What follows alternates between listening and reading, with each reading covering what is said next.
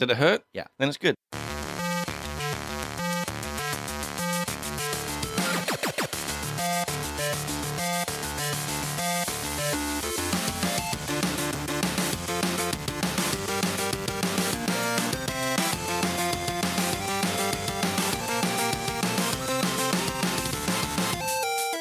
Hey, welcome to episode 175 of Friends Seek Gamer. I'm Nick. I'm here with Blake. Hello, Nick. And Paul. Hello. Hi, guys. Hi.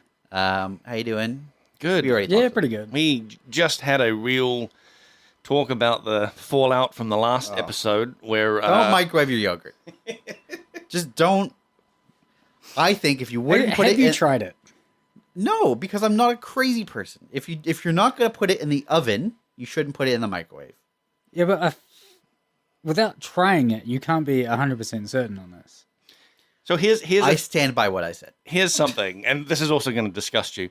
Last year, there was this meme going around the internet of Pepsi and milk. You remember this? I didn't see it. But... And you look at it and go, that looks like the most disgusting thing I've ever seen. And people online were saying, actually, it's really good. You should try it. And then I was like, all right, me and some work friends were like, all right, let's try this. You're describing a Coke float, but like a one that is melted. Yes, and here's and this is the thing. It's the meme was just using regular Pepsi, but we were like, hey, someone just grabbed a Coke. Didn't realize it was like vanilla Coke. Oh, that would make it. And yeah. they used that, then milk, and we were like, holy crap, this is like the most delicious. It was like a Coke float. It tasted exactly like a Coke float. It was delicious. So who would have thought that melted ice cream and milk and vanilla Coke how does it not combined? curdle? Exactly. That's what I thought. I thought it was going to curdle instantly, but it didn't. It just turned into. It looks exactly like a melted Coke float. Yeah. You know. Fantastic. Okay. Fantastic. And people were seeing us drinking this and then were like, what the hell are you doing? And then we were like, try this. Okay. And they were like, this is going to be disgusting. Every single person tasted it and was like, that is incredible. Sure. And then if you said, now let's put it in the microwave, they would have said, you are monsters. They would say, well, you were right this far.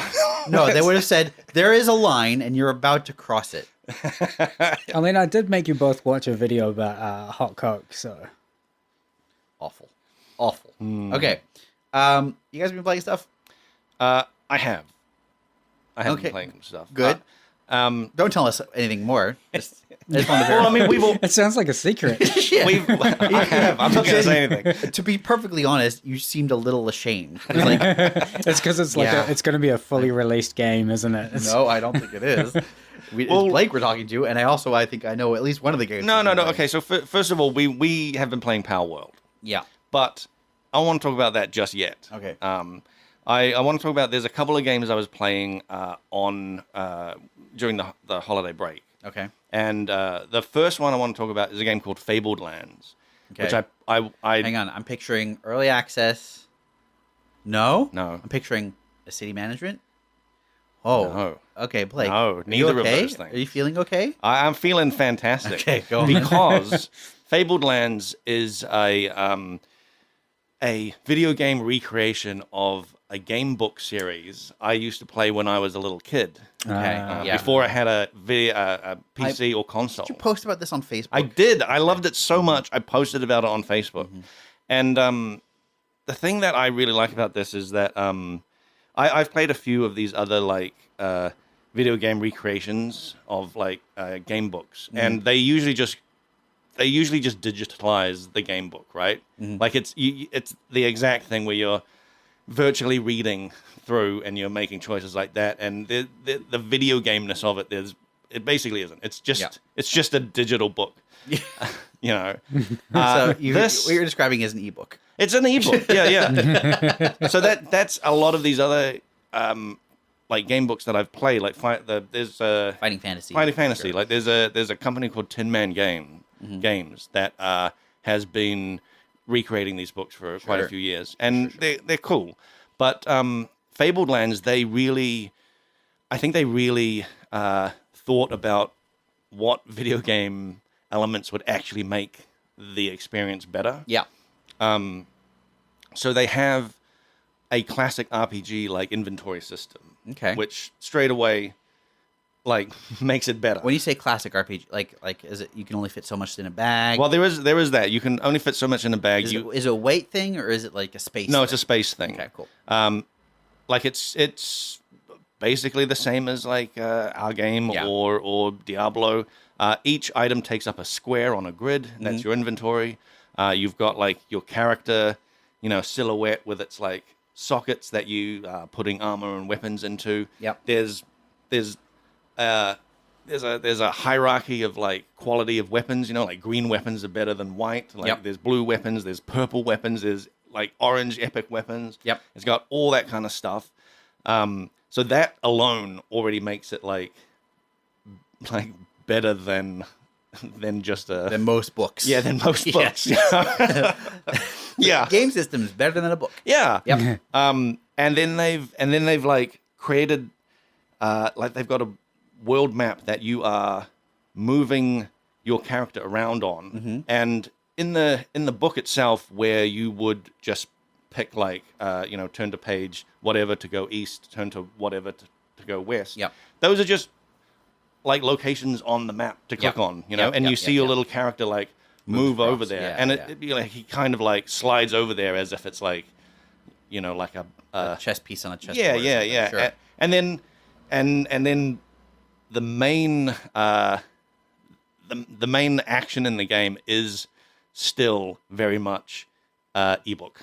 Like So dice rolling. Yeah. So an ebook basically pops up. You read what's going on. Yep. You make your decisions there. Dice rolls have like a actually I can't remember how dice rolls work. Well, dice are 3D objects with a few sides on them.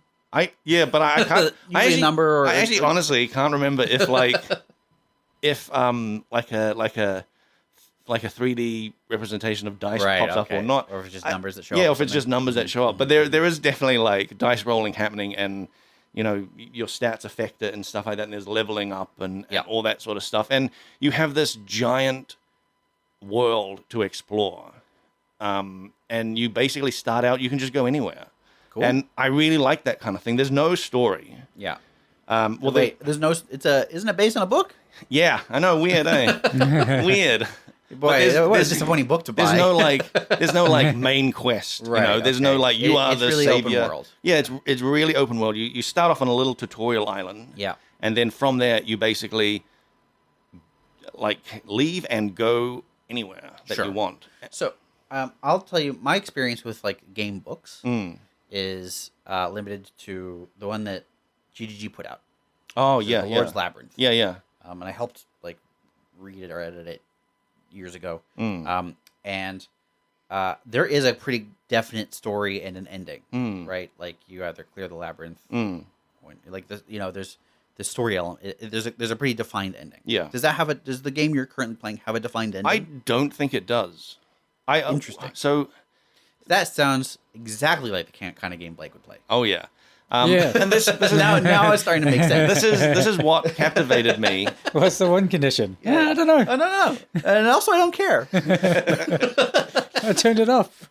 Yeah. I felt like I'd won. So, but that's what captivated me even when I was a child, was that this game was truly like make your own way kind of thing. And there are like storylines, that you can follow. There's quest lines and storylines, and there's each area, each kind of region has their own internal story of what's going on there, and that you can become part of. Yeah. So there's that sort of thing, but there's no like overarching. Oh, you have to defeat the villain at the very end, and then that's a game over. Doesn't that feel weird though? I don't know. This whole thing sounds fantastic to me. I mean, look, I get the appeal to a degree. I know what you're saying, because I am coming around on having a win condition. Here's the thing: you do a region, you do the quest line, you go to the next region, you do their quest line. At some point, you've done all of the region quest lines. Yeah. And then what?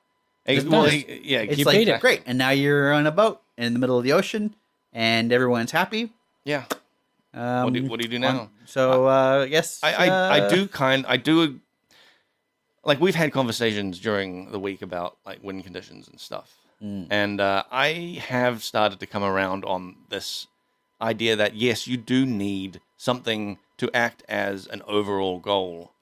Just something that directs you. Yeah. Right? It's something to work towards. I mean, okay, Zelda. Yeah. Perfect example. Main thing, kill Ganon. Yeah. Then you can basically do anything you want. Yes. But there's always the kill Ganon. Yes. You know, you basically need something like that. Yes. Yeah. That has basically always been my point. Is Yeah.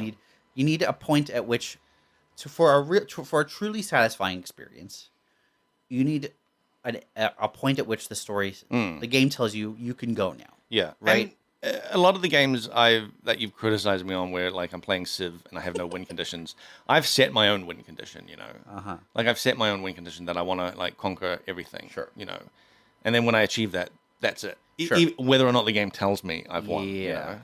But you know that like in Civ there is a win condition which is conquer everything. Yeah, but. So the game could have the exact same experience, and the game would tell you.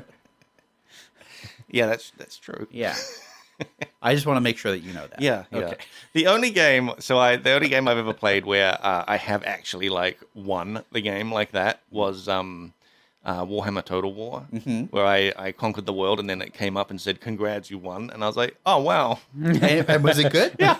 Did that feel like a satisfying experience? Yeah. And when you think back to that, and you think back to the time playing Civ, do you think, "Oh, I wish Civ had done that"? Yeah, maybe. Yeah, maybe. okay. Look, that's interesting.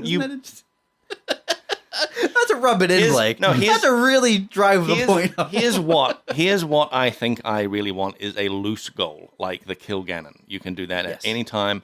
But it's not on a timer. You're not like, I don't know. You're not like directed to charge for this goal. Yeah. You know, because you're worried about not being able to do it in time or whatever. You know, that's what I didn't like. There's certain Civ things where you can see certain 4X games where even if you haven't discovered the other nations, you see your ranking in the world. Yes. And that annoys me like crazy because it makes me feel like, oh, I need to do something. Yeah, I'm falling behind. I don't even know who I'm falling behind. Yeah. And I think we even talked about this in Civ. They were like, because there's different win conditions, you know, like there's a religious or the tech or whatever. Of course. It tells you which ones you're falling behind in. Yeah. And it just makes me feel like, oh, I have to like force myself to focus on these. That should be disabled by default, in my opinion. Yeah, I've never liked that sort of thing, which is why I got rid of all the win conditions. So the thing you're talking about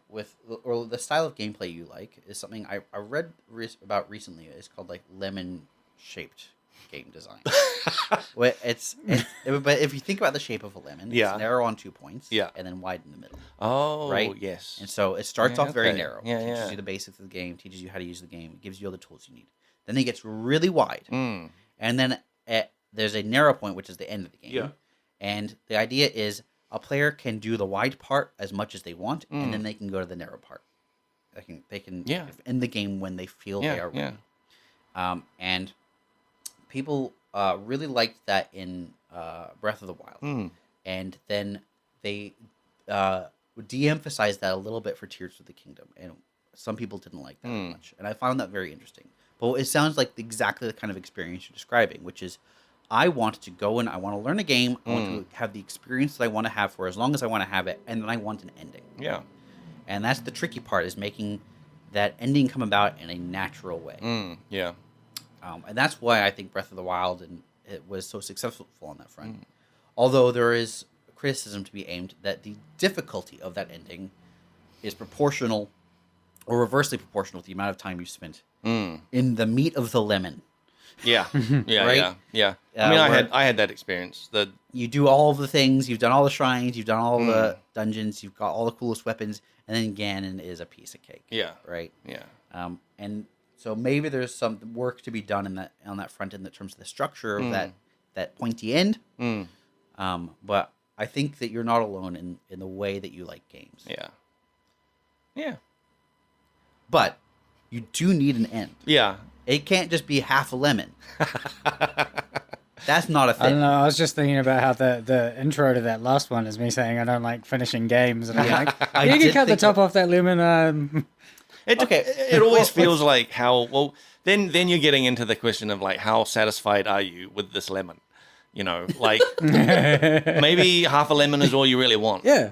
You know. But you can leave a game at any time, Yeah. right? Yeah. But I think that there's a big difference between having a game that you decide not to finish and having a game that doesn't have an ending.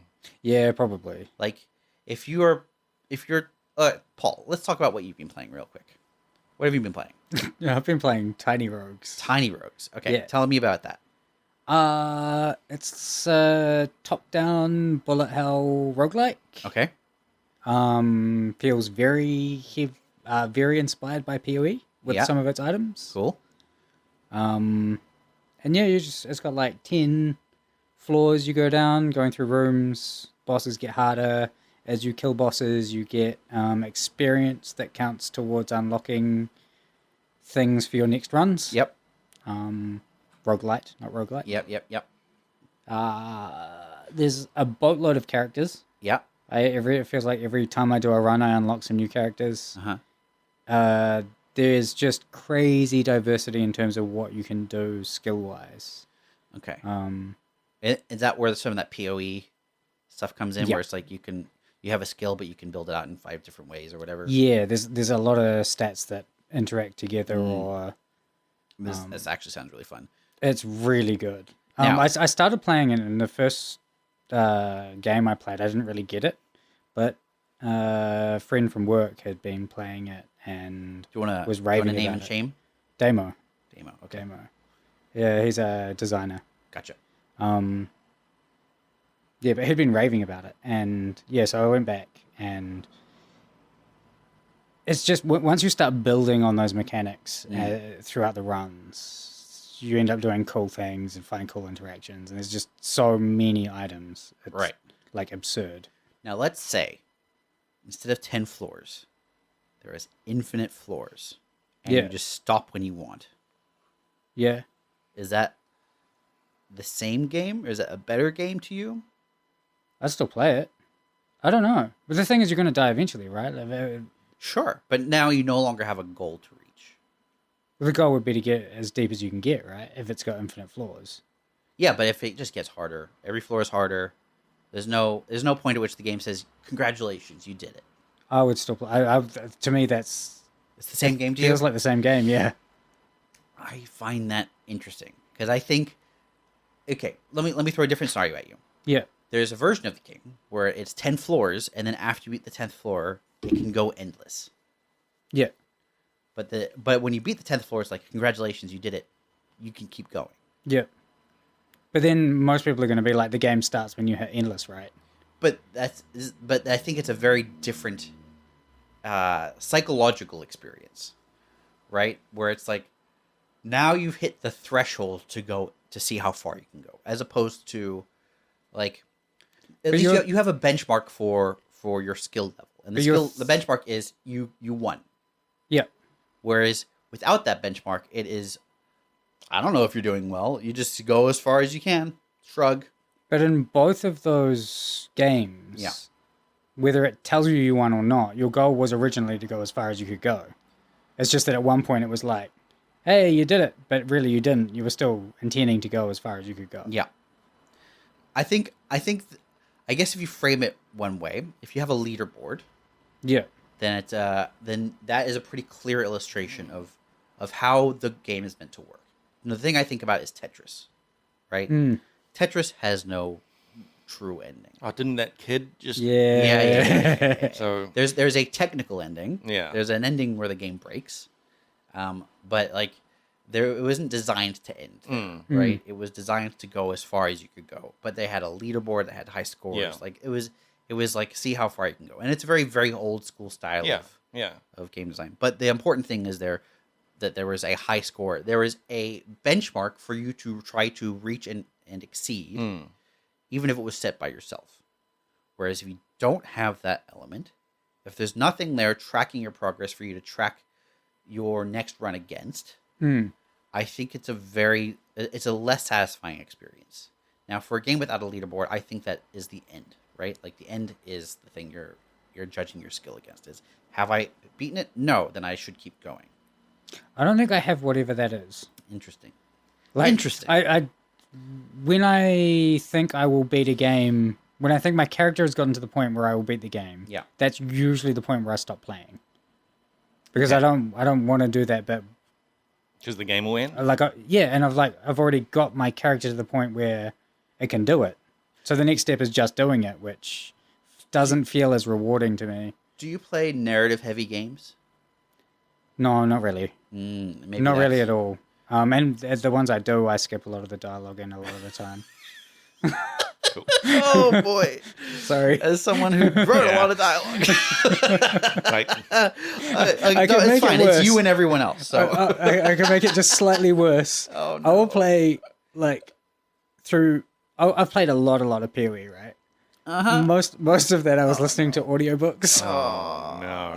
for a different story. I think Well, Nick, you got to write an audiobook for Paul doesn't.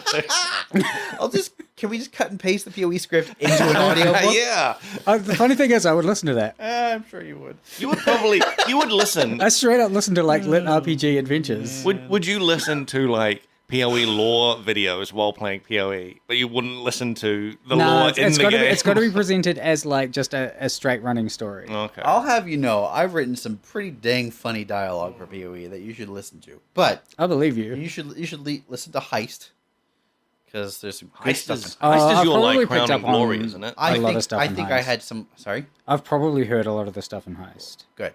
You freaking better have. I some of my favorite character dialogue is in Heist. I really liked.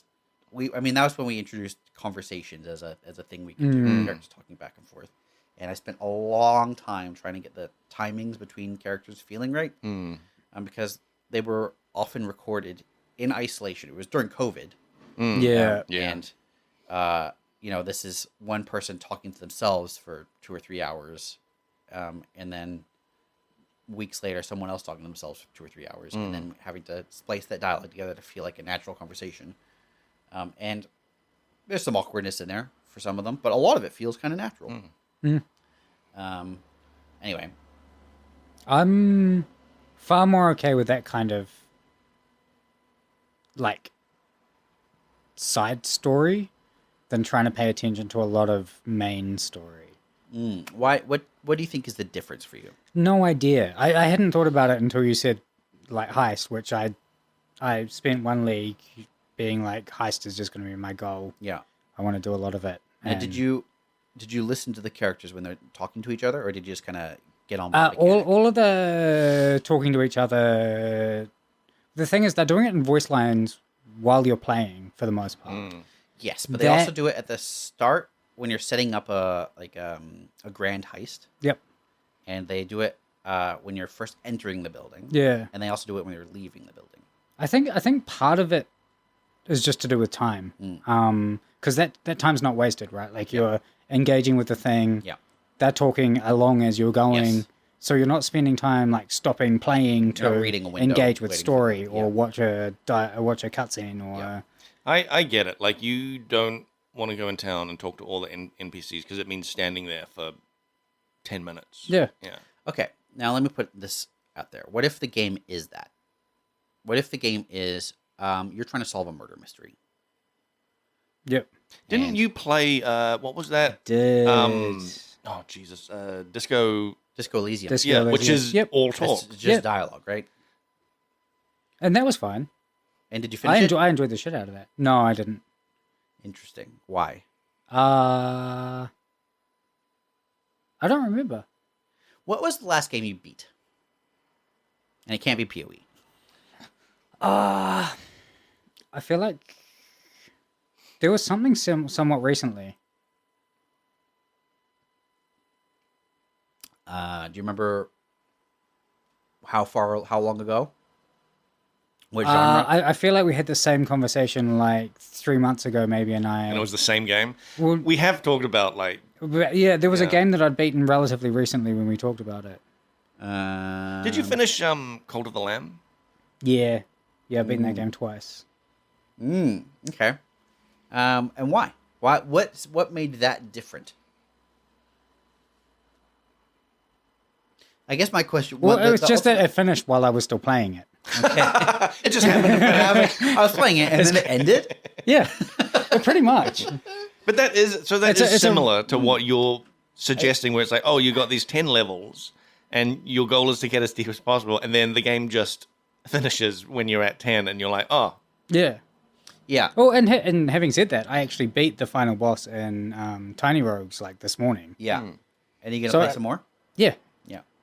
it's got a lot of There's lots of reason to come back. keep going. I get it. It's like Roguelite is very different. yeah, like so much of this depends on how fun, like actual minute to minute game Gameplay. is. So- you know, It sounds to me like you're the kind of player who will play until the core gameplay loop kind of runs its course, and then you will put it down, and you won't. It doesn't matter if the story's complete or not. Yeah, exactly. I 'Cause find that interesting. I sometimes there's games that I would be quite happy to keep playing, but I just haven't gone back to as well. It's not like So I wonder if, but you never beat Breath of the Wild, did you?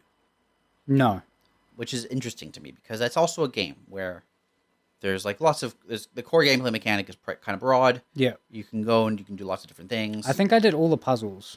all the shrines, Yeah, There's I liked the 120 of them. shrines. Yeah, I did all the. but then you shrines. never decided I'll just kill Ganon real quick. Nah, there was I started doing the Castle.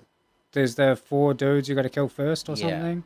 I killed one of those. It was super easy, and I was like, okay, I'm done. Interesting. You could have gone Really? straight to Ganon at any point and finished the game. Yeah, but it told me that there was 4 things to kill before Yeah, doing but you didn't it. have to do them. Well, I didn't. Yeah, but then you also didn't. Do Ganon. I think I get what you are talking about with Breath of the Wild, because I put off killing Ganon for ages because I was enjoying the game so much. Yeah, I did the same thing. But I think so. It's interesting that even when there's the option to say shortcut the gameplay loop when you're tired of it, or to complete all the gameplay elements that you really enjoy and then finish the game, you still didn't finish the game. I beat all the shrines. Yeah, but you didn't begin. No, but I beat all the shrines. That's what I'm saying. See, but that's a self-set win condition. Yeah. Yeah. I just find that fascinating. 'Cause, look, other games I haven't beaten. Let me ask you: have you played many JRPGs? Yes, a lot more when I was younger though. Yeah. Now those I'm playing through a JRPG right now. I'm playing through Persona 5. It's been quite a while since I played a traditional story-driven JRPG. Yeah. In this vein, and my God, there's a lot of story. Yep. And I'm enjoying it. But put it this way, I'm 38 hours in, and they are still introducing new gameplay mechanics. There's multiple versions of that game though, right? Yeah, there's 2, I think, and then there's like a bunch of spin-offs. Okay. There's like Persona 5, and there's Persona 5 Royal, which is what I'm playing. And then there's like a turn-based tactics version, I think, and there might be like a real-time combat one. I don't know. There's like several spin-offs. This game, I think I was about 3 or 4 hours in, and I had 2 battles. Wow. What I find interesting about this game is, unlike most other games, so for example, where Blake was talking about he wants to have an overarching goal, and he's sort of discovering that as he's going, he's discovering that he likes to have something to work towards. Yep. This game does not actually have that. What it has, at least for the first 30 hours, which is what I can vouch for so far, is a sequence of smaller goals. Okay. And they kind of stitch the goals together so that by the time you're finishing one, the next one's starting to sort of creep into view. See, I'm okay with that. I'm cool with that. Yeah, so am I. Because I've been playing a lot of Valheim. Yeah. That is essentially that. Yeah. There's bosses every step of the way to But there's no overarching boss you're trying to get to. No, at least not that that I know of now. Yeah. You know, it's just like okay, first boss, this stag boss. You prepare for that. Yeah. That unlocks the location of the next boss. You beat that. That unlocks the location of the next, and so on. So it's just like step after step. Here's the other thing about Persona 5 is you have very little freedom in what you're actually going to do. It's on. It's it's JRPG. It's not quite on rails. What's interesting about it is, and I think if you had played other Persona games, which I hadn't, you'd probably be like, yeah, duh, obviously this is how the whole series works. But it is, it takes the game takes place over days and weeks and months, and every day you have basically a number of slots for activities. Like you've got in the morning, it's usually morning is taken up by school. Then you have the after school slot where you can do something, and then you have the evening slot where you can do something, and then the next day rolls over. It's a time management game. It is a time management game, and much of the time is already taken up by things that, by virtue of you being a teenager, you are obligated to do. Like go to school. Yes, go to school. Yeah. And then Can you not go to school? Not as far as I can tell. Okay. Not yet, anyway. Again, I'm only 38 hours Yeah. in, and they're still introducing new mechanics. Yeah. But the what I find interesting about this is they also have these major, like what I'd call content set pieces, like these things, big sort of overarching goals, these things that you're working towards in chunks, are on a schedule. And the schedule is hidden to you, but like on like the 30th of June, this event will start, and you have until like the 20th of July to like finish it. And you know that? You know that when it starts, like okay. it'll be like, But you don't know when it's going to start. correct. Right. It's like you meet this character, and this character turns out to be a real butthole, and he's gonna shoot your dog in 20 days. A bad example because that's gonna happen in the game. But and then you have like this 20-day countdown timer, and it's like you have to beat this thing within 20 days, or it's basically game over. Yep. And then if you do it, you can do it within a day or two usually. And then you have a bunch of sort of spare time to kind of do what you want to some degree, but there's going to be some scripted events.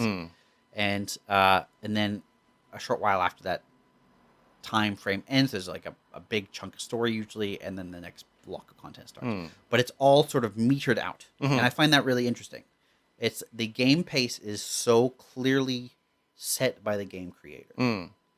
The other thing I find interesting about this is, so in an open world game, morality is kind of up to you, often, right? You can be awesome, you can be friendly, you can say nice things to people, you can help them. You can also be a jerk, you can say awful things, you can ruin their lives, you can kill them, whatever else. In this game, they have a kind of system. It's not quite morality, but it's like you can build friendships with characters. And the friendships that you build, it's driven by the dialogue choices you make and the gifts you give them. And that's an interesting interesting sight into the author or the creator's brain of how they view morality and how they view relationships. And I find that very interesting because it's not something you get in open world games. It's like the difference between, I guess, I guess like an open world game and an author's film where they are telling you a story they want to tell you. Yeah. But you have a level of control. It's just you're only rewarded for making the choices they want you to make. Right. I see.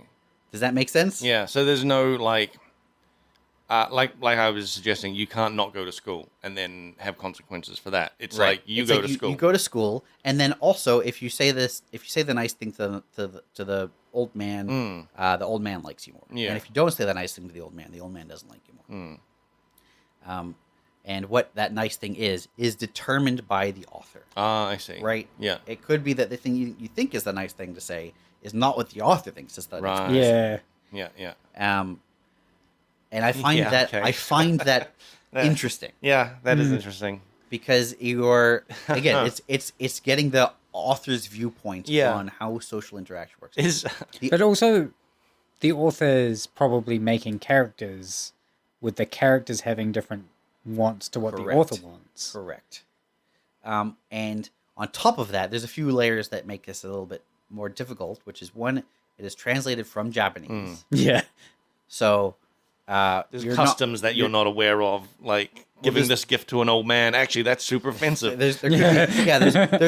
Look, Japanese culture is extremely prevalent in this game. It is the most Japanese game I've ever played. Yeah. For good and bad. Like there's weird sexualization of like schoolgirls. Classic. Right. But also really, really interesting insight into Japanese culture and like honorifics. Like it's really weird when what characters like, you can call me by my first name, and like, I can. That's awesome. Oh yeah, so nice. Yeah. You got she's not stuck up at all. Yeah, it's like you have to. It's like you have to know a little bit about Japanese culture to realize why that's a big deal. Yes, exactly. But then on top of that, it's also not 100% clear how much of this is correctly translated, right? Because there's the level of Japanese culture is different to our culture, whatever it is. But then there's also, this is being translated by someone possibly Japanese, possibly not Japanese. Yeah. And the choice of language they are using is going to influence the meaning. Yeah. I think these days, like, what's it called? Localization. Like, they work really close with the actual developer. They don't just, it's not like in the 80s and 90s when it was like, here, just send this over to the West, and in isolation, they can just... Or they would hire someone who's like, oh yeah, actually my grandson knows a little English. Yeah. Or that you're downloading a ROM, and it's just like some dude who like might know the language has somewhat translated it. Like, localization is taken into account when companies, especially like in Japan, when it's made for a global audience. So like localization is definitely part of the development. I don't think you need to worry too much about you're probably right, but then like, for example, there's a character in the game that is like an artist, and what I was gathering from context clues from other characters talking about this character is he's meant to feel weird and artsy fartsy and kind of out there. Yeah. And maybe not entirely sure what's going on most of the time because he's just kind of not really focused on it. Yeah. But the way the actual character speaks doesn't come across that way. I see. Yeah. And so there's a bit of a some disconnect. nuance is lost. And part of that can be that like the choice of words makes a difference, right? Like if I'm saying like, you know, blah blah blah, like, and I kind of do it anyway, but you know, you might get a sense of ditziness or airheadedness, whatever it is, which if the translator is not taking those into account, doesn't come across. Yep. Anyway, my point is this game is very interesting from both a pacing and storytelling and cultural perspective. It's also really, really, really freaking long. Yeah. I mean, I like how we got into this. You haven't actually talked about any of the combat in it.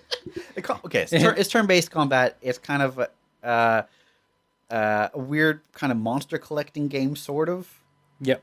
Because you can kind of capture personas. Personas are manifestations of personality that will fight for you. They're like a stand. Yes. I don't know. I know what that's from. I've never seen it.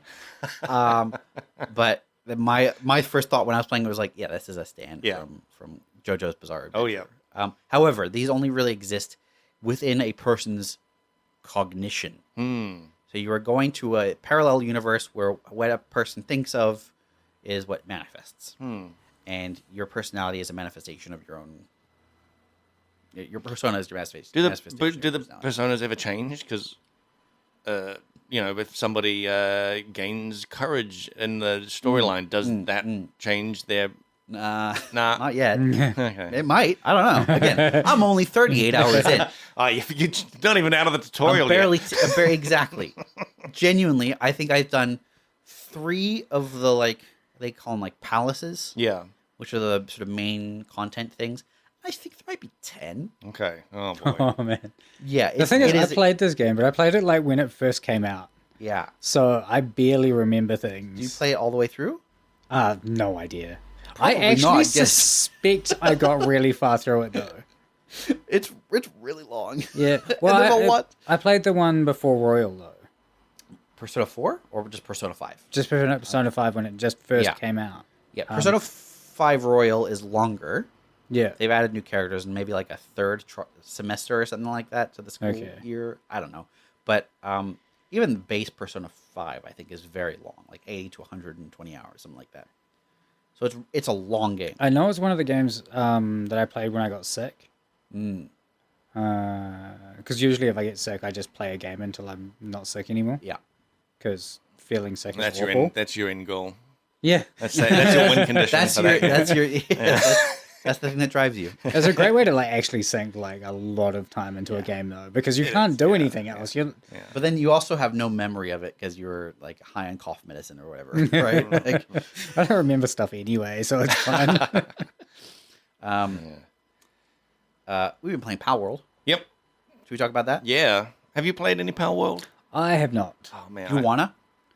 I like the idea of it, but I don't have time at the moment. Yeah. It's that It we've does. definitely considered it, but It's got some real time sync elements to it. We've been playing well, it's like just what? a survival game, right? So We've been playing like an hour and a half to 2 hours at a time. Yeah. Every I don't know. Few nights, Few whatever. nights, couple nights a week. I mean, I have a solo game as well, and I'm sure you do as well. I do as well, but like it's funny that like I'm actually hesitant to play any more in the solo game because I kind of want to. You don't want to burn out, and Well, I want to experience with people. You know, discover things, but like everyone else is playing in their solo games, and I'm like, oh yeah, I'm way past here in my solo game, so maybe I'll just be like, whatever. I think it's just myself and Jake that have really gone far. I thought Eleanor went further. I don't know how. She has been playing a solo game. Yeah, but I don't know how far she's gone. Okay. Yeah. So, well, actually, before we get into the meat of it, Jake suggested a game mode that I find This very is, interesting. friend of the podcast. Yes. He's been on the D&D podcast Yep. we've had. Jake. He suggested, well, he talked about when he first played, they had a server where everyone started in a different location, and it was PvP basically. Not exactly. Not PvP. Was it? No. I do remember talking about We it could be PvP. I think we talked about it. There is the potential to destroy other people's bases. Yeah. But I don't think that that's how. Oh, okay. I was thinking about this quite a lot, and like, I would be very interested to play a game where, yeah, you start in different locations. There is PvP. You could attack other people's bases, but I would suggest you'd have to schedule the attack. That You know what I mean? have you played V Rising? Yeah. That's how they do it. Oh, really? In PvP and V Rising, I never got to that point in V Rising.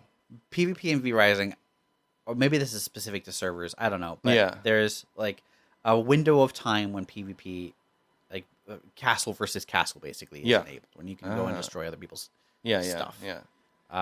And that's sort of how they get around the Oh, yeah.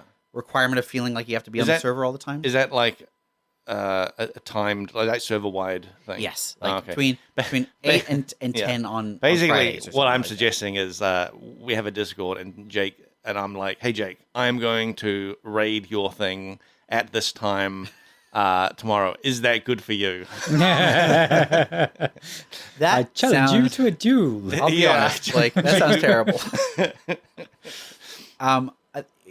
Here's the thing about PvP in a game like that. Have you ever seen a wild pal walk into your base? Yeah. What happens? I mean, nothing.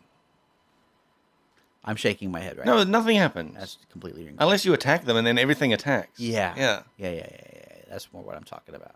Yeah. So imagine you going up to Jake's base. Yeah. You've got your 5 pals. Yeah. He's got 15. Yeah. Yeah. I get it. Uh-huh. I 100% get it. Uh-huh. But perhaps my goal is to just go in there and like steal some shit and then leave. I don't know. I don't know. There's something there. All I'm saying, there's something there. There's going to be PvP in that game. Yeah. They've talked about it a little bit. It's going to be arena style Oh, PvP okay. where like Yeah. you throw your pal in the arena. You might even have manual control. Like you might be flying around on their backs or whatever Yeah, it is. yeah. But I don't know the specifics, but my understanding is it's going to be more isolated and Well, Pokemon Stadium. yeah, Yeah. but it's real time. You might be in there as well. I mean, we've done a boss battle Yeah, where something you're running like that. around and you can blast Yeah. your opponent in the face with arrows or whatever. Yeah. But anyway, should we talk about what the actual game is? I mean, my suspicion is for listeners, you've probably heard of Palworld. It's like the hottest selling game in quite a while. It's open world Pokemon the way open world Pokemon probably should have been done to some degree. It's got a lot of jank as well, Yeah. which is that I will say is the most true to Pokemon element. It's. I mean, look, early access, right? So Yeah. it's fun. There's I read today, in fact, that so listeners, this may already have been news. Nintendo is probably going to move forward with some sort of lawsuit. Oh no! Now, I knew it was just a matter of time, right? The evidence I have seen is bad for Palworld. Like there was an artist who was taking the models from Palworld Yeah. and scaling them up and comparing them against models from Pokemon, and they were same polygons in the same positions with some additions. Well, that's a problem. Yes, it looked damning. It looked like someone had taken someone else's work and modified it. I mean, that's an actual problem because just the like pet owning thing shouldn't be a No, there's tons of copyright games like thing. that. Yeah, I mean Digimon, right? Monster Hunter. Yeah. There was an awesome game back in the PlayStation era called Jade Cocoon. I still think about. Do you ever heard of that one? No. That was a really interesting one. You could fuse them together, and it had like this weird DNA system where you'd get traits from both. That's neat. Doesn't Persona 5 have that as well? Fusion? You can fuse them, but they don't look the same. It just makes. Oh, a new they thing. make a new thing. This was like literally if you put a fish and a lizard together, you'd get something that kind of looks like the Fish middle of lizard both. thing. Yeah, it would just kind of morph them together. Okay. Really interesting. Anyway,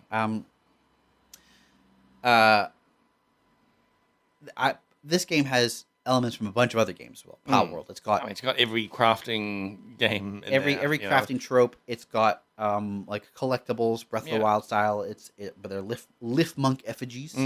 It's got hang gliders for Breath of the Wild, or people keep citing Fortnite as the hang glider game, but it's Breath of the Wild. It's Breath of the Wild. It's Breath of the Wild hang glider. Which the hang glider should now be a just a goes without saying feature of Open world every trope. open world.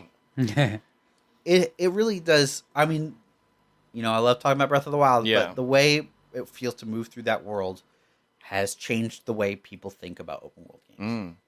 Well, I mean, Palworld has the climbing on Yes. every surface, Yes. which should also be just part of every open world game, in my opinion.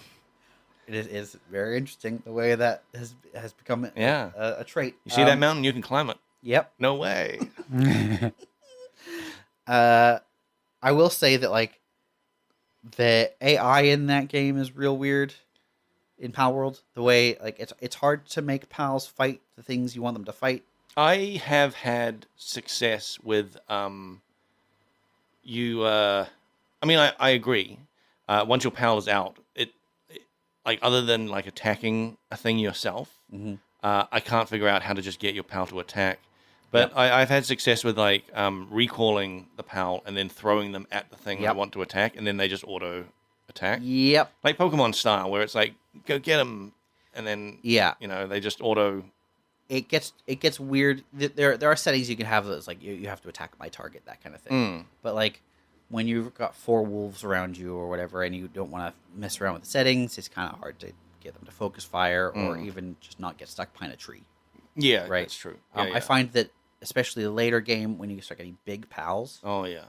they become almost unusable in dungeons, especially when there's like rocks. Yep. They'll just get stuck in walls. They'll fall through walls. I mean, it's bad. I was using like a very small PAL, like Firefox thing, and it would get stuck occasionally, and you just have to recall it every once in a while. Like, I find it easier to just not have them running around with you. Yep. And just like throw them when you want to actually use them. Yeah.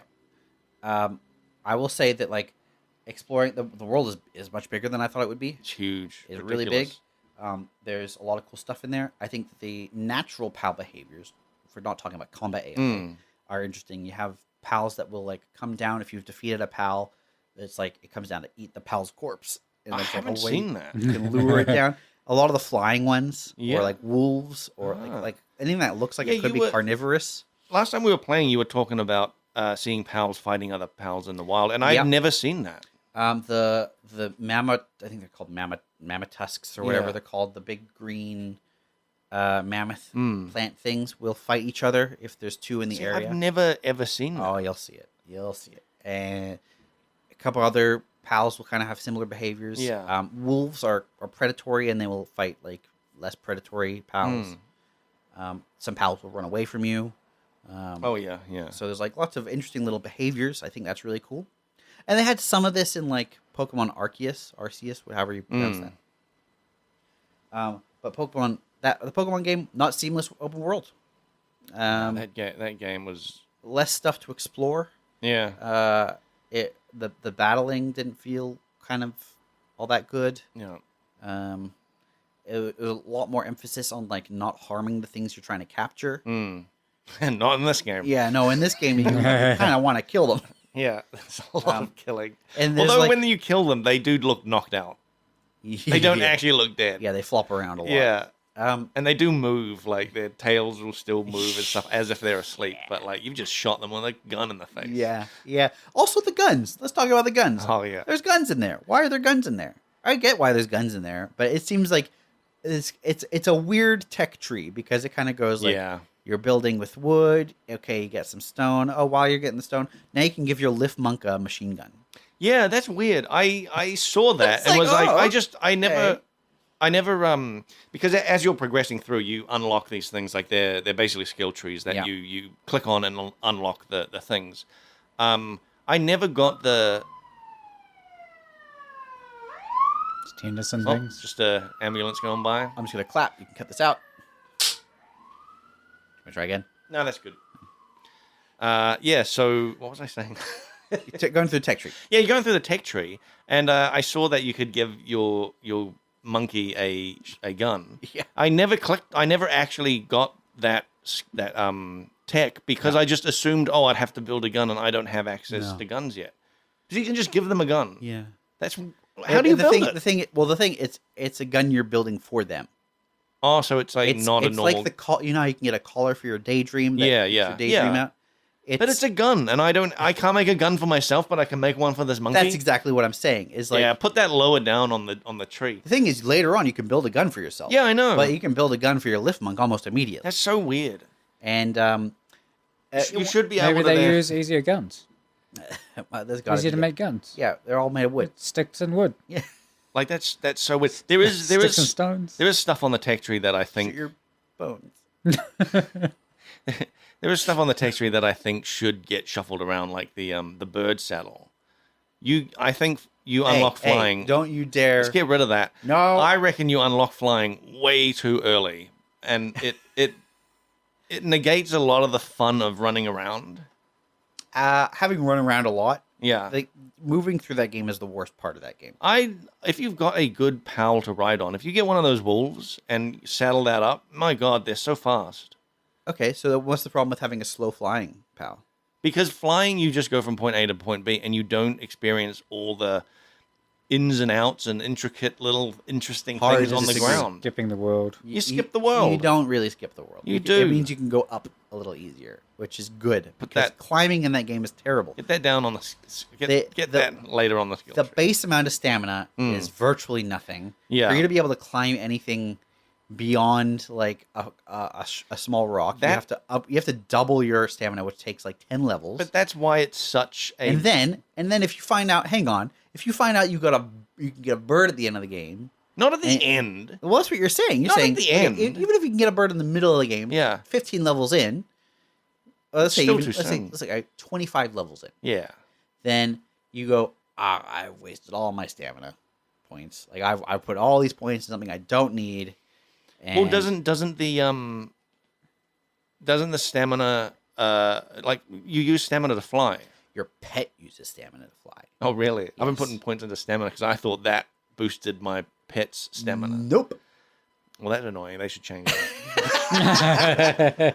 And I will say that you get better flying pets. Yeah, so for like sure. the flying pet I have Like, now, It's slow. It's slow. Yeah, it doesn't yeah. go very Yeah. high. It doesn't go very fast.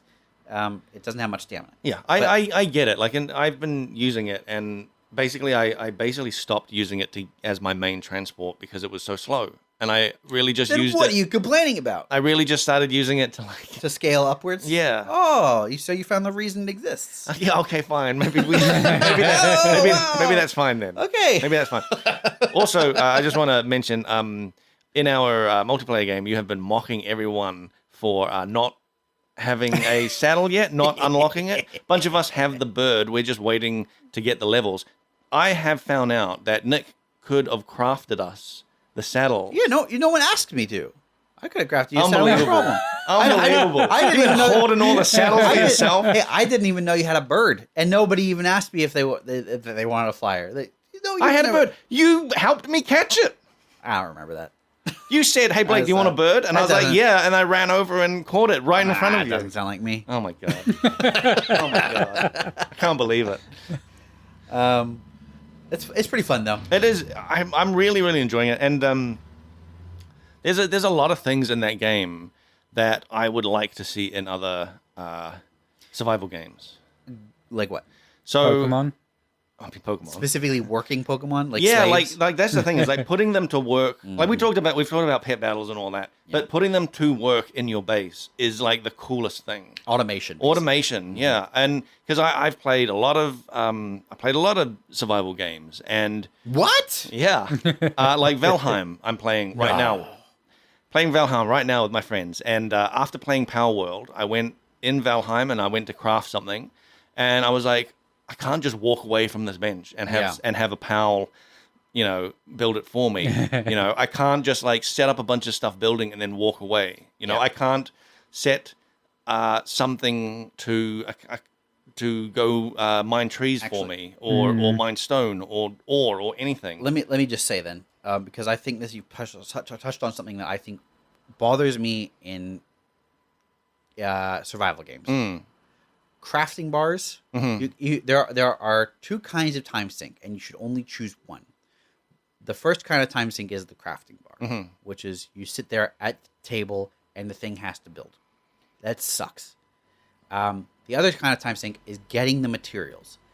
That is your time sink. If you're building a survival game and you have to get 50 wood and 100 stone to build something, that's going to take a player 5-10 minutes, whatever it is. That's your time sink. They should not then have to spend 2 minutes holding down a button to watch a thing build. That is not fun gameplay. It doesn't serve a purpose. Change it if you add a way to automate that later, so that you've paid the cost of knowing how awful it was to do it manually, and then you. That's why Palworld. That's the thing we're talking about. Like Palworld lets you automate that. Now the thing is, some things in Palworld take a really long time to build, like 5-10 minutes. Of if you were just holding down the F button or whatever. But you can have pals build that for you. And those things are usually late in the game.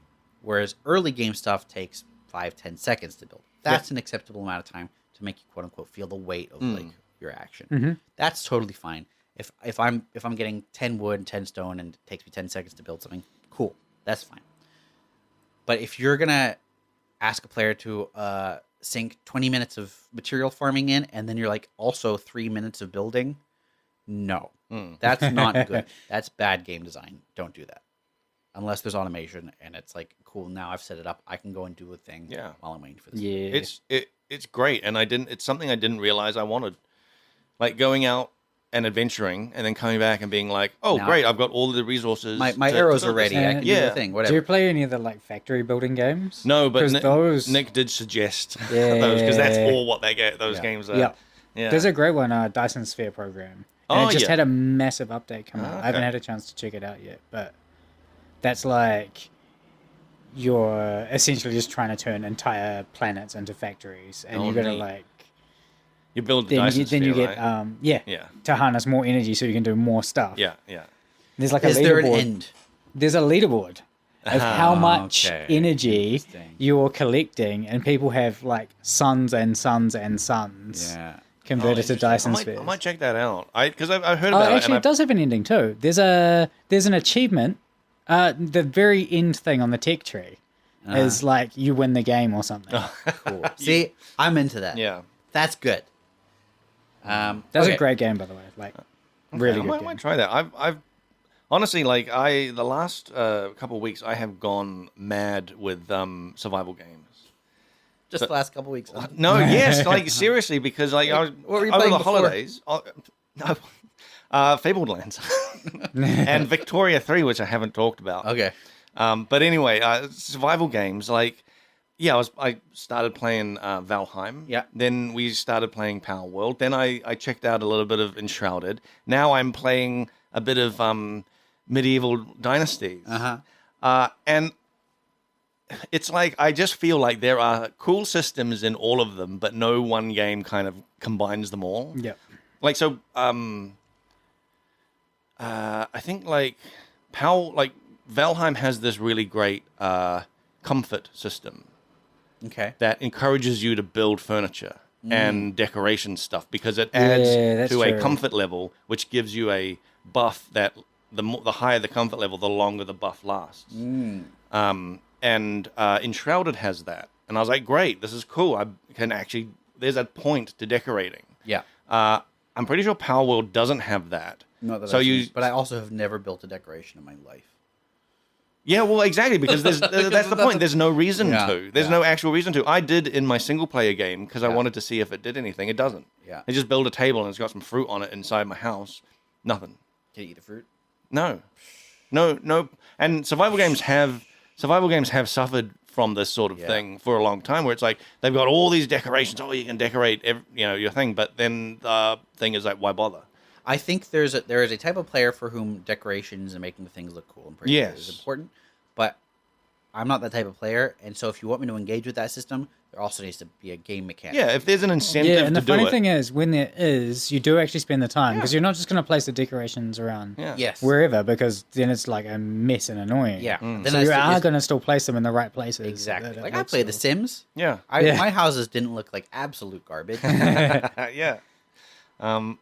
And there's that, and then Palworld has all the automation stuff. Yeah. And I played other games like that Conan Exiles game, where it almost has a similar thing where you can recruit NPCs to your base who will work at workstations, but all they do is unlock higher tier things. They don't automatically. They craft don't you. automatically craft anything. They just unlock stuff, and you still have to like craft it.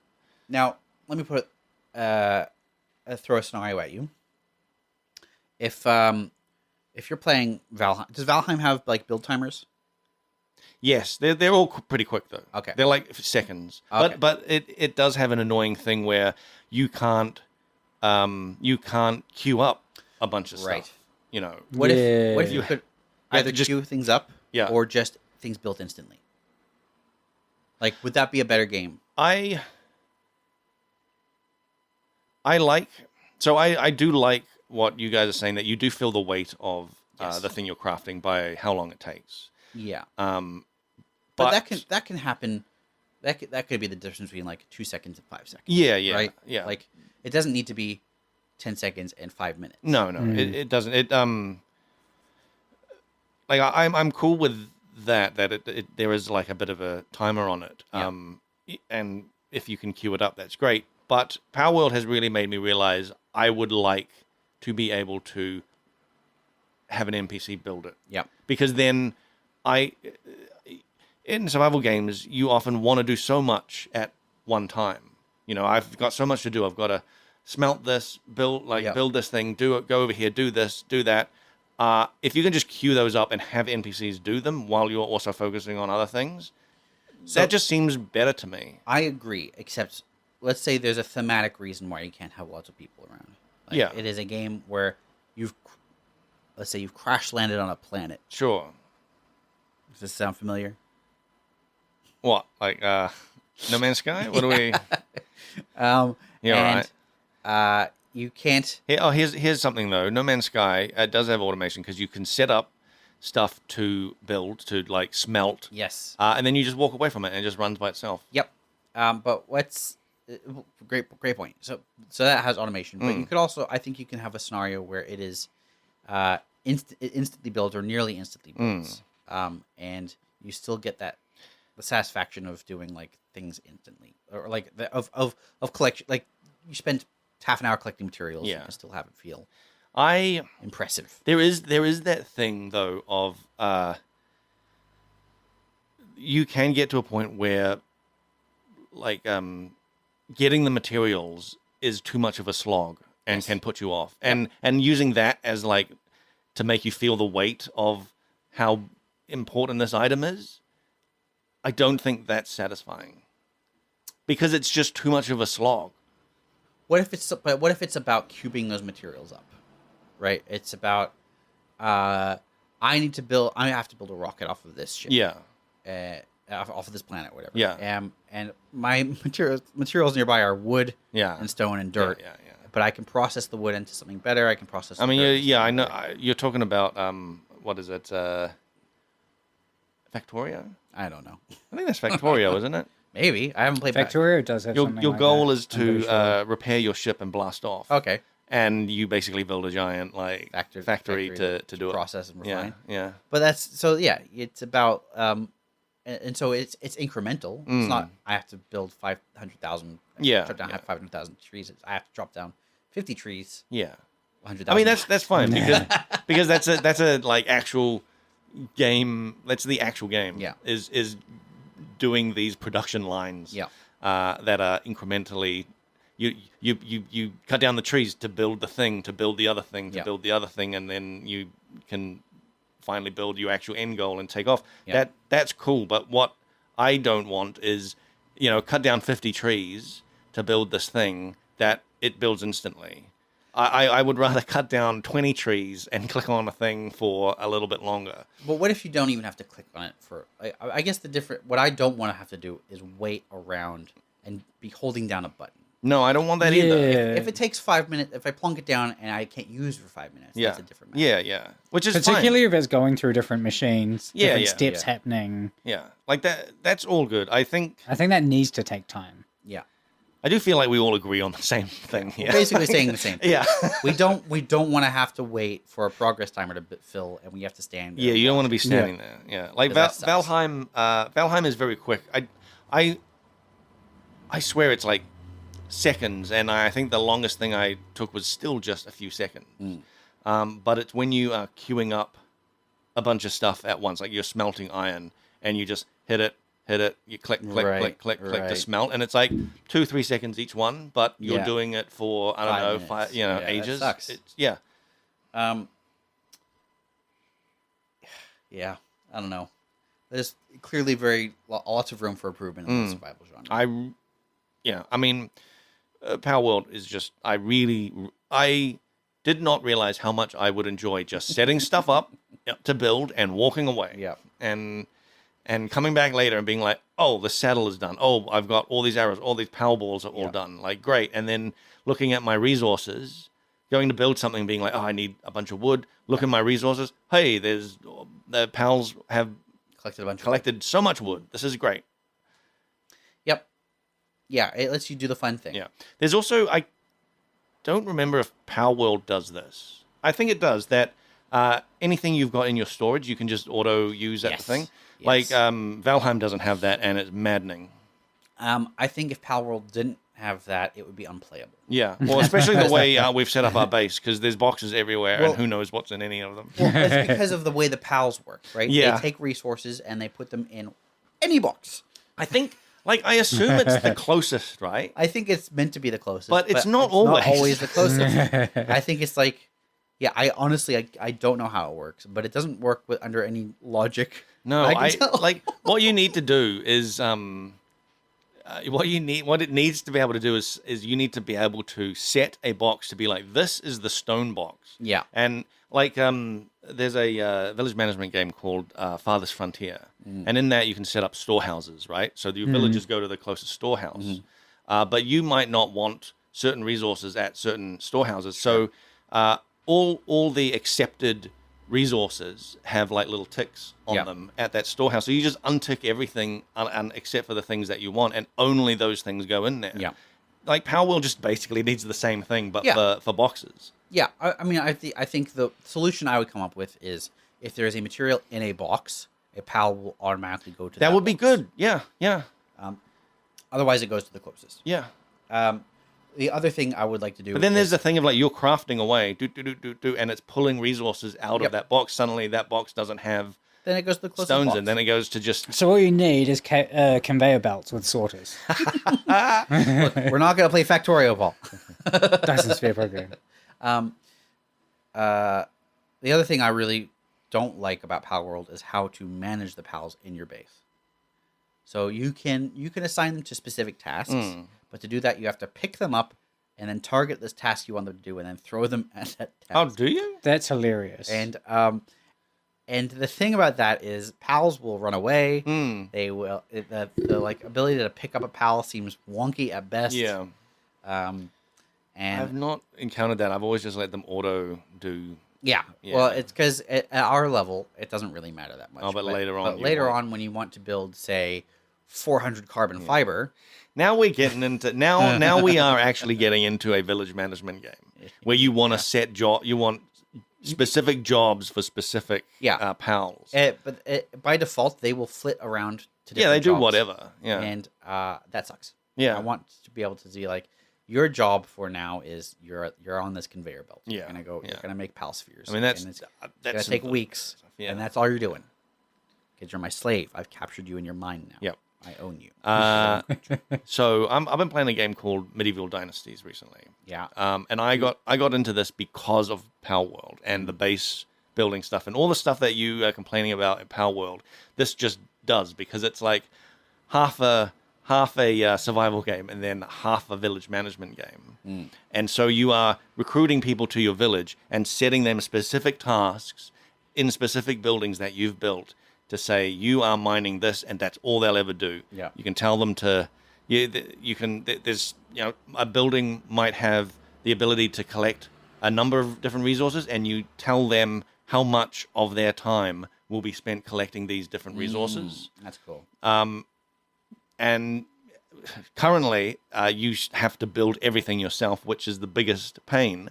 But now that I've got like logging set up and stone collecting and Just and all wander that, around and build stuff. yeah, I just wander around and build stuff. But later on, you get a builder's hut, which then you can assign builders to, and then you can just set up a building, and they'll build it for you. Nice. So it's like this. It's almost exactly like what is happening in Palworld. Yeah. But just organized. Yeah. Yeah.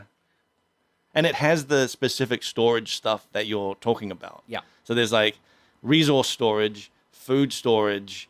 I think that's actually all the storage.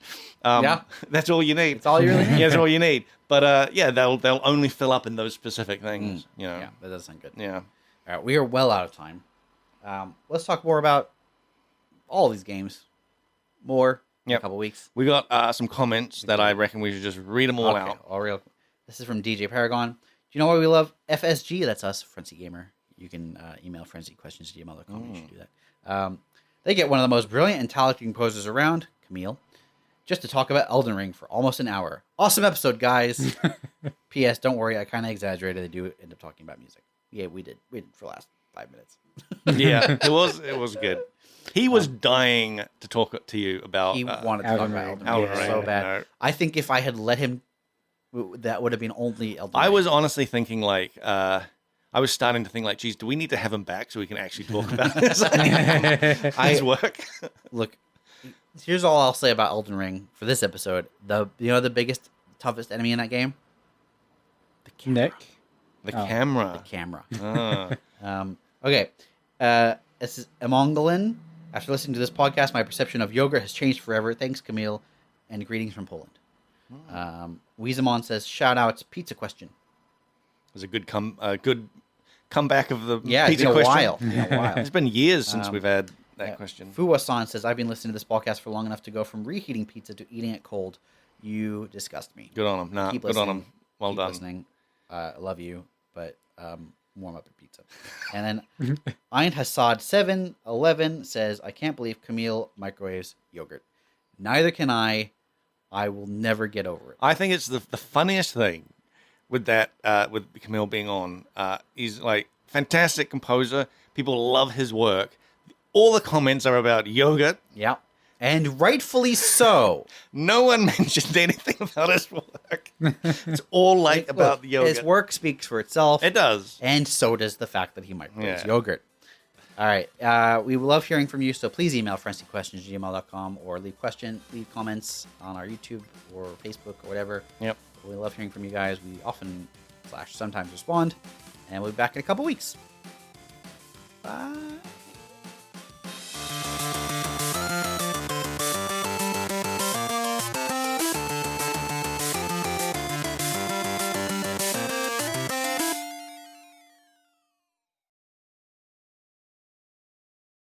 I just saw this comment about they get one of the most brilliant, talented composers around just to talk about Elden Ring for almost an hour. Yeah, no, that's so Hey, good. we talked about microwaving yogurt.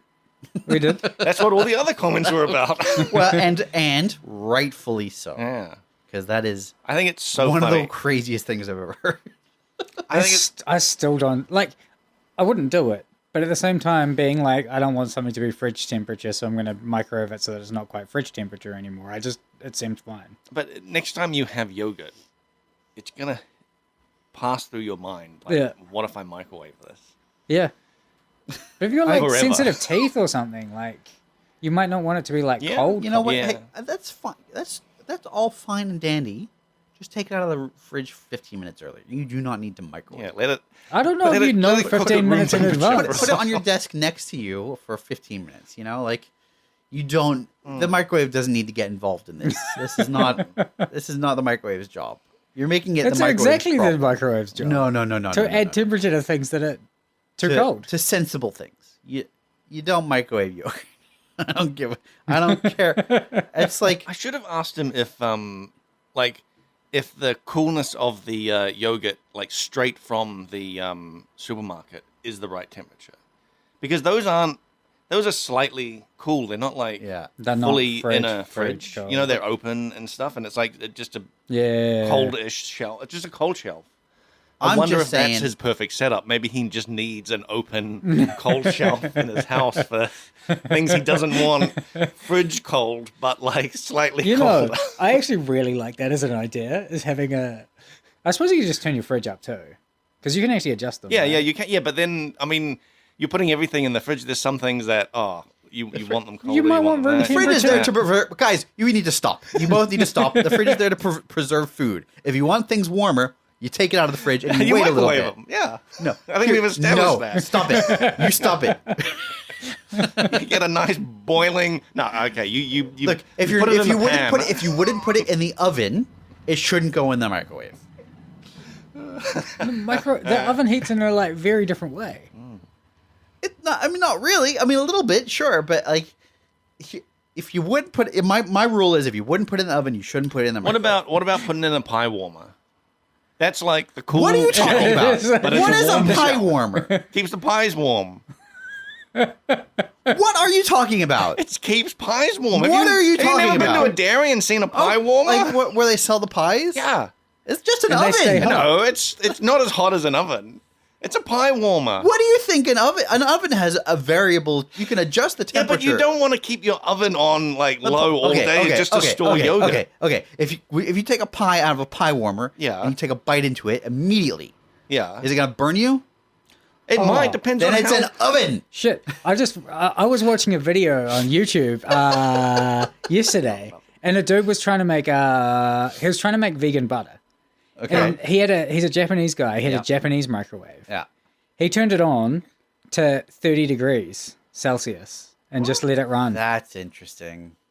You could just set the Set the temperature. Oh no, it temperature. wasn't even 30. It was slightly under. He was trying to get things to be specifically room temperature. Now that is a setting I'm on. Is it just a Japanese thing or is it a new microwave thing? Because I don't know. our It microwave wasn't is an old and ad. cheap and disgusting. It wasn't an ad for this thing, but I saw it and I was like, Yeah. you can't do that. There's not an option to That's just a violation. You know what? I am not surprised that Japan has more advanced microwaves because their living spaces Tiny. Yeah, are tiny. like famously small. Yeah. Yeah. So you basically want an oven Yeah. in microwave size. I don't think But I've how good ever would that seen be for bread? You just set it to be like 26. bread. Microwaving your bread? What is happening with you two? The dough for proofing. What? It's a straight up oven. It's an No, actual this was a microwave thing that oven. you could just set to 26 degrees. It might, but microwaves. It's a proofing drawer, but better. but No, but no. microwaves cook things differently than an Yes. oven. The way I don't think that would work for proofing because the way a microwave works is it is sending microwaves into a material, and the microwaves will only penetrate so far based on the type of material. This thing was from the future, I swear. It was choosing 26 degrees inside, and it was just it's staying there. I don't know if I haven't seen anything about it other than this one little. I want to see this. I'm interested in this, but like, the butter wasn't melting. Don't microwave your. I mean, I don't. I can't believe I have to say this. Don't microwave your dough. Don't microwave your yogurt. Just no, guys. I don't know, man. Maybe Camille's onto something, eh? I reckon he is. Oh my god. Nick's living in the past. I can't believe I have to end the podcast. Maybe you're the crazy one, Nick. I can't believe I have to quit the podcast. What a shame.